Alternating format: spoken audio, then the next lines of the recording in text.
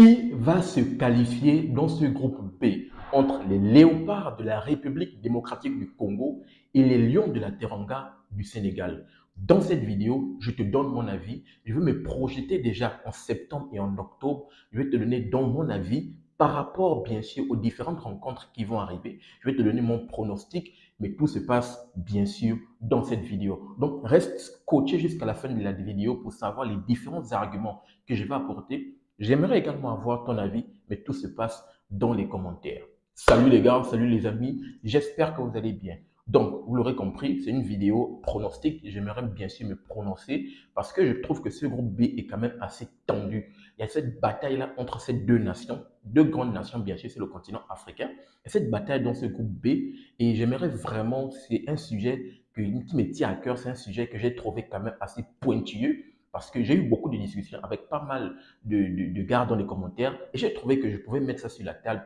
pour qu'on essaie vraiment d'en discuter, essayer d'interagir. Donc, dans cette vidéo, comme je le disais tantôt, je vais essayer de me projeter au mois de septembre, voir les 4 rencontres, parce que ça va se dérouler entre septembre et octobre, voir ces 4 dernières rencontres, donner mon pronostic et donner les arguments pour savoir entre le Sénégal ou le Congo qui va se qualifier, bien sûr, parce que ça sera vraiment quelque chose de charnière pour la qualification pour la prochaine Coupe du Monde 2026. Sans plus tarder, on va rentrer directement dans le vif du sujet. Donc, on se projette déjà très rapidement. Pour le moment, déjà, vos petites mises au contexte. Actuellement, pour cette 6e journée, parce que la 5 et la 6e journée se sont déjà achevées, le Congo est premier du groupe. Actuellement, si on dit que si les éliminatoires s'arrêtent là présentement, c'est la République démocratique du Congo qui a déjà son ticket de qualification pour le mondial, parce qu'ils sont premiers avec 13 points. Ils ont, sur ces deux fenêtres, ils ont fait un 6 sur 6, bien belle performance de la part des Léopards. Et le Sénégal, malheureusement, à 4 sur 6 parce qu'ils ont fait le match nul face au Soudan et ils se sont imposés au stade Abdoulaye Wade face à cette équipe togolaise. Donc, bien sûr, ils sont deuxième là, 12 points, ex aequo avec cette équipe du Soudan. Malheureusement, au niveau du goal average, bien sûr, le Sénégal a plus 7 et le Soudan a plus 6. Donc, actuellement, si les éliminatoires s'arrêtent, c'est cette équipe Léopard qui va au mondial et le Sénégal, bien sûr, qui va être barragiste. Donc, on se projette déjà. On va se projeter d'abord au mois de septembre. Parce que la première fenêtre arrive le 1er septembre. Le 1er septembre, il y a 2 rencontres. La rencontre du Congo. Le Congo va se déplacer du côté du Soudan du Sud. Et le Sénégal va recevoir au stade Abdoulaye Wade cette équipe du Soudan. Donc, les deux d'ailleurs même vont jouer les deux équipes soudanaises. Donc, déjà au petit match aller, les Léopards se sont imposés, ils ont tapé cette équipe du Soudan du Sud. Pour moi, je pense quand même que ça va également être la même chose. Oui, ils vont du côté du Soudan du Sud, mais je pense que actuellement, présentement, avec l'état de forme, je pense que cette équipe des Léopards ont les cartes, ont le background, ont la possibilité d'aller s'imposer du côté du Soudan du Sud là-bas sans problème.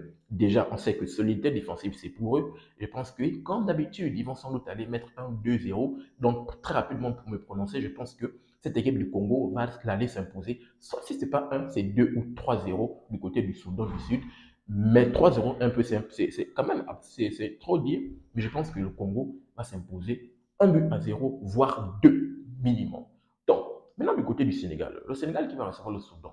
Un match, on a pu le voir pendant la 5e journée, un match piège dans lequel le Sénégal est tombé. Ils sont tombés dans ce match piège. Ils ont joué vraiment. On a pu voir, je l'ai même dit dans mon débrief, on a pu voir que Sadio Mané, une individualité qui n'a pas répondu présente, il a raté pas mal d'occasions. Donc, ça va être également un autre match charnière. Et là, ça va se jouer du côté du Sénégal. Maintenant, pour essayer de mettre en lumière cette équipe du Sénégal, je ne pense pas que Pape Thiaw et tout le corps, tous les joueurs du Sénégal vont tomber à nouveau dans le piège. Pour moi, je pense qu'ils vont aborder le match toujours de la meilleure des façons. Ils savent maintenant comment cette équipe soudanaise joue. Ils savent maintenant comment cette équipe défend. Surtout que sur le plan comptable, déjà que c'est la première rencontre, ils ont le même nombre de points. Ne vous attendez pas à ce que le Soudan vienne jouer de façon décontractée. Le Soudan vienne jouer et vous donne le match. Pas du tout. Ça sera un match hyper important. Mais après, présentement, et avec l'état de forme de cette équipe du Sénégal, devant son public, Diamia le Sénégal, je pense que le Sénégal peut le faire et le Sénégal va s'imposer 1-0. Pas plus, pas moins. Je pense que c'est 1-0. Je ne vois pas, je ne vois pas une victoire fleuve de la part de cette équipe sénégalaise. Non. Pourquoi? Parce que, du 1, il nous manque efficacité offensive, ils ont du mal à concrétiser les occasions. Du 2, solidité défensive, ils ne vont pas encaisser de buts, bien sûr. Du 3, je pense qu'avec la ferveur du public, oui, ils peuvent s'imposer 1-0. Donc, pour cette première journée pour la septième journée, pour cette première journée comptant pour le 1er septembre, le Soudan, le Congo s'impose face au Soudan et le Sénégal s'impose également face au Soudan là-bas. Donc, deuxième journée, c'est le 8 septembre. Choc entre les deux, match retour. Au stade des Martyrs, la République démocratique du Congo va recevoir cette équipe du Sénégal. Voici le match charnière. Si, au 1er septembre, si le Congo s'impose là-bas face au Soudan du Sud, ils prennent 16 points. Si le Sénégal s'impose face au Soudan, au stade Abdoulaye Wade, ils vont prendre, parce qu'ils ont 12 points, ils prendront 15 points. Donc, ça fait, oui, 15 points. Donc, juste un point de différence entre les deux. Pour moi, je pense que ce match va dépendre de la première journée. Pourquoi je le dis? Avant de me mouiller très rapidement et de donner mon pronostic, ce match va dépendre des deux. Pourquoi? Parce que, imaginons un petit instant que le Congo s'impose face au Soudan du Sud et le Sénégal fait match nul face au Soudan. Pour moi, je pense que les léopards à la maison ne vont pas jouer de la même façon. Et que ça soit inversement, si le Sénégal s'impose, le Congo fait match nul, les deux ne vont pas aborder la rencontre de la même façon. Pour la simple et bonne raison que tout va se jouer au calcul. Tout va se jouer au calcul. Pourquoi? Parce que les léopards, s'ils s'imposent et c'est le Sénégal qui fait match nul, ils ne vont pas se livrer. Ils ne vont pas se livrer dans la bataille. Ils vont essayer de minimum faire match nul parce qu'ils savent que le match nul va les favoriser. Même chose pour le Sénégal. Si le Sénégal s'impose, elle va passer devant le Congo si le Congo fait match nul face au Soudan. Donc, que ce soit le Sénégal ou le Congo, je pense que les deux n'aborderont pas le match de la même façon si et seulement s'il y a un faux pas du Sénégal ou du Congo. Maintenant que tout cela est dit, je vais me mouiller pour donner mon pronostic. Je vois également actuellement, avec l'état de forme des joueurs, je vois très mal cette équipe du Sénégal, avec ce qu'elle nous a montré, aller s'imposer du côté du stade de Martyrs. Vraiment, ça va être difficile parce que le Congo, je l'ai rappelé bien sûr dans mon débrief, solidité défensive, c'est pour eux. Ils ont retrouvé ça avec Chancel Memba. Mais de l'autre côté également, le Sénégal, défensivement, ils sont forts. Niakate et Kalidou Koulibaly, c'est très fort sur le plan défensif, vraiment. Mais je pense qu'en transition, c'est quand même compliqué. Si cette équipe des Léopards bat en transition, parce qu'on a pu le voir avec Fiston Maélé, on a pu le voir également avec celui qui joue à Brighton, l'attaquant qui joue à Brighton là, vraiment s'ils apportent cette accélération là, sur les flèches, avec Théo Bangonda également, je pense qu'ils peuvent vraiment faire mal à cette équipe du Sénégal. Le Sénégal également, avec ses individualités, peut également faire mal à cette équipe du Congo. Mais pour moi, je partirais plutôt sur un match nul. Jusqu'à présent, je pense qu'il y aurait un match nul entre les deux rencontres, quel que soit, bien sûr, le contexte que j'ai eu à mettre par rapport aux deux rencontres, si l'un s'impose et l'autre ne s'impose pas. Et puis, bien sûr, forcément, les deux ayant dans les calculs, parce que tout va se passer dans les calculs, quelles que soient les circonstances, je pense jusqu'à présent qu'il y aurait un match nul entre les deux. Donc, ceci étant dit, vraiment, tout dépendra bien sûr de la première journée. Parce que de là, après cette fenêtre internationale, on verra maintenant. Je pense que les choses iront maintenant un peu plus claires pour savoir qui va, qui va bien sûr aller décrocher son ticket de qualification. Donc, jusqu'à présent, le Congo a les cartes entre ses mains. Ils ont la qualification entre leurs mains et entre leurs pieds pour aller décrocher pour la simple et bonne raison que, plus sur le plan comptable, ils ont un point de plus que le Sénégal. De l'autre côté, on va dire que le Sénégal également a la qualification entre les mains et leurs pieds, mais ça dépend aussi du Congo parce que, de un, il faut que le Congo pêche. De deux, il faut faire un peu plus. Donc, la seule façon de ne pas faire des calculs, il faut aller s'imposer au stade des Martyrs pour le Sénégal. Et vraiment, on va voir ce que ça va donner. J'ai vraiment hâte d'y être, bien sûr, pour essayer de voir le dénouement de ce groupe B. On passe bien sûr après la prochaine et dernière fenêtre, c'est au mois de septembre.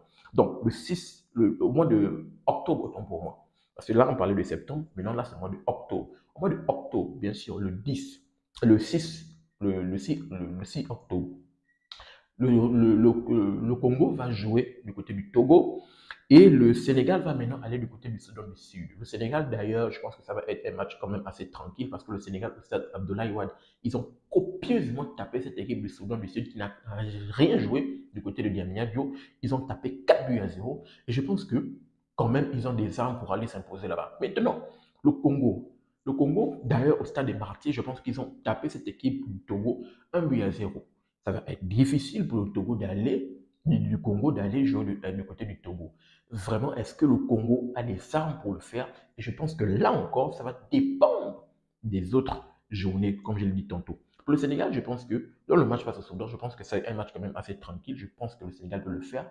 Mais le Togo, qui va recevoir le Congo, est-ce qu'ils pourront le faire? Je pense que tout dépendra également des deux premières journées. Et quand même, jusqu'à présent, je pense qu'ils peuvent le faire. Ils peuvent le faire quand même, ils ont des individualités. Et pour finir, bien sûr, le 13 octobre, il y a la dernière rencontre. Les deux seront à la maison. Le Congo, au stade des Martyrs, va recevoir le Soudan. Le Sénégal va recevoir la Mauritanie. Deux rencontres hyper importantes. Je pense que ce groupe va se jouer jusqu'à la dernière journée. C'est un groupe palpitant. Ce groupe B va se jouer jusqu'à la dernière journée. Je ne sais pas votre avis. Vous allez me donner dans les commentaires. Mais d'ailleurs, la seule défaite qu'a connue cette équipe jusqu'à présent, cette équipe du Congo des Léopards, c'est face au Soudan. Les Léopards sont allés du côté du Soudan. Ils se sont fait battre 1 but à 0. Ils ont maintenant cette possibilité d'avoir la revanche dans la dernière journée. Et bien sûr, sur le plan comptable, on va voir ce que ça va donner. Du côté du Sénégal, ils sont au stade Abdoulaye Wade. Ils vont jouer face à la Mauritanie. Le Sénégal, d'ailleurs, qui s'est imposé là-bas en Mauritanie, un stade compliqué. Ils étaient imposés 1 but à 0. Je me rappelle encore du match. C'était peut-être aux environs du 13 h, je crois bien. Un match difficile avec la chaleur, bien sûr, un public qui a donné de la voix. Match hyper difficile. Ils s'étaient imposés 1 but à 0 où le Sénégal n'avait même pas réalisé une belle performance. Mais le plus important, c'était qu'ils avaient pris les 3 points. Donc, je ne pense pas que la Mauritanie va venir au stade Abdoulaye Wade également donner. Parce que vraiment, ça va être des échéances assez importantes. Mais pour moi, je pense que les deux derniers matchs du Congo vont être hyper difficiles. Le déplacement face au Togo et la réception du Soudan, ça va être des matchs assez difficiles. Il va falloir que vraiment cette équipe du Congo, si elle veut se mettre à l'abri, batte au stade des Martyrs cette équipe du Sénégal. Si tu bats ton concurrent direct, tu te donnes des armes et tu as la possibilité même de perdre encore un point au moins. Un point ou peut-être une défaite, on ne sait jamais. Vraiment, pour moi, jusqu'à présent, si j'essaie de me mouiller, je pense que actuellement, lorsque j'essaie de voir le calendrier, je pense que le calendrier penche vraiment du côté du Sénégal parce que le Sénégal a un calendrier, je le trouve assez favorable pour la simple et bonne raison qu'à la maison, ils vont recevoir ce équipe du Soudan, difficile à battre, mais ils seront à la maison. La dernière journée, ils vont recevoir la Mauritanie, difficile également à battre, mais c'est quand même assez tranquille. Et ils vont aller du côté du Soudan. Je trouve que en voyant le calendrier du Sénégal, c'est quand même assez tranquille. De l'autre côté, pour le Congo, c'est hyper difficile. Déplacement au Togo, ok, le premier déplacement au Soudan du Sud, il faut le faire, il faut déjà aller s'imposer. Le déplacement au Togo, la réception du Soudan, la confrontation face au Sénégal, vraiment, si la République démocratique du Congo veut se qualifier pour la Coupe du Monde, il va falloir mettre les têtes et les pieds. Il va falloir être fort pour aller déloger cette équipe du Sénégal. Mais de l'autre côté, il va falloir que le Sénégal également, même si j'ai dit qu'ils ont un calendrier quand même assez tranquille, il va falloir que le Sénégal également fasse le job.